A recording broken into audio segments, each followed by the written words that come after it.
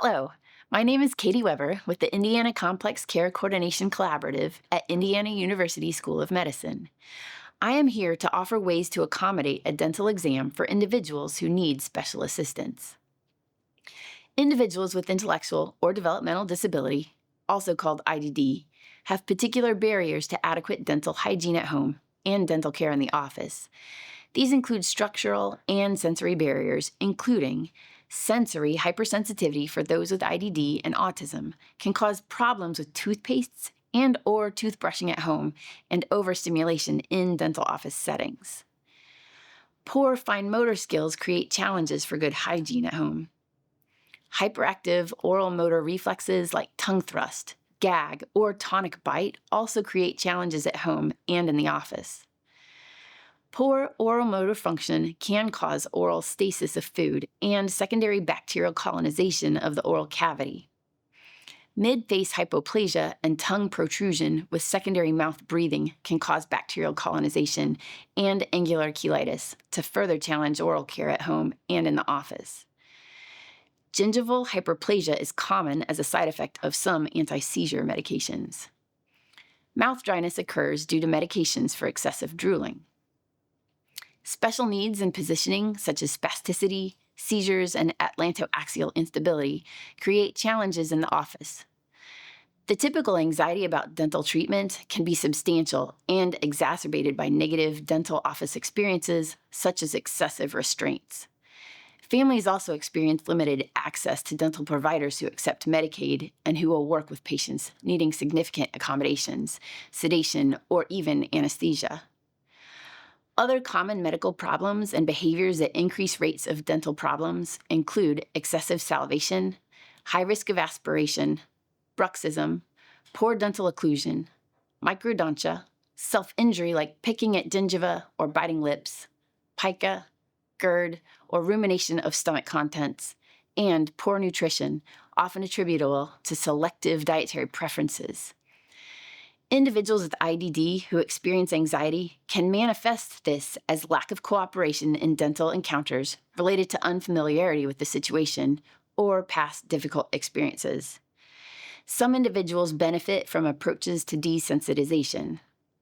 A special appointment just to explore the experience can allow individuals to become more comfortable with the office and staff. Providing pictures of the dental team and office can serve as a social story to help with at-home preparation. You may choose to use the accompanying patient video and social story on our website, forourhealth.org. Encourage individuals to bring preferred items to help distract them while waiting and during the exam. Addressing individuals with IDD directly in a calm fashion with patience and respect can sometimes ease anxiety. Consider best how to adjust your communication preference for each person. Verify potential differences in receptive and expressive language. Acknowledge accompanying caregivers. Verify their roles and how they might be successful in helping with the visit. Key points in communication are: speak directly to the individual, explain and demonstrate, break down information into smaller chunks, use visuals when possible, speak and move slowly to allow for slower processing time. Allow as much as 10 to 15-second pauses after asking a question to give the person time they may need to respond. Use simple and comforting language. Use repetition and recap key points at the end of the conversation. Praise cooperation. Take 5 to 10-second breaks when needed. Once you have introduced yourself, bring the patient to an exam room. Allow a preferred helper to accompany as desired by the patient. Show the patient where to sit. It may ease anxiety if you demonstrate how the chair moves before they sit. If the patient will not or cannot sit in an exam chair, consider other options such as a beanbag, a regular chair, laying on a table, standing, or sitting in their own wheelchair. Ask the patient directly whether they have concerns about their teeth. If they do not respond, ask permission to clarify or redirect your question to the accompanying caregiver. Ask if they want to see the equipment you will use to examine and clean their teeth. Demonstrate how each piece works. Describe each step before proceeding and ask for assent. Show how they can request a break if needed. For example, show them how to use thumbs up to express everything is good and thumbs down for a break. Allow the patient to take a break if requested, if they are demonstrating discomfort, or if the visit is taking an excessively long time. Be aware of the possibility of sensory hypersensitivity. Patients with sensitivity to light may do better with dimmed lights or sunglasses. Patients with sound sensitivity may desire earmuffs or headphones. You may not be able to complete the full typical exam. Reward any cooperation with reinforcements that are motivating to the patient. Restraints can be considered in certain uncommon situations, but only after discussion and approval by the patient and/or their helpers.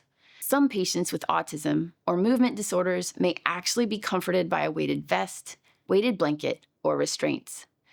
Sedation should be considered when cooperation is significantly limited rather than applying undesired restraints. Some patients will ultimately need general anesthesia due to struggles emotionally or physically with cooperation. Once you have completed your exam, tell the patient what you observed. Teach ways to improve dental care at home. Demonstrate proper brushing and flossing techniques, and have the patient practice. Use a model if possible. Engage caregivers and consider hand-over-hand supports when needed, but avoid excessive restraints. You may need to discuss options for different toothpastes and toothbrushes. Consider different flavors or textures of toothpaste. Consider washcloths, sponges, water pick, and mouthwashes to supplement limited brushing. Answer any questions the patient or helper has and assist them in scheduling follow-up appointments. Thank you for watching. To assist your patients in preparing for their dental visit, you can refer them to the partner video at forourhealth.org.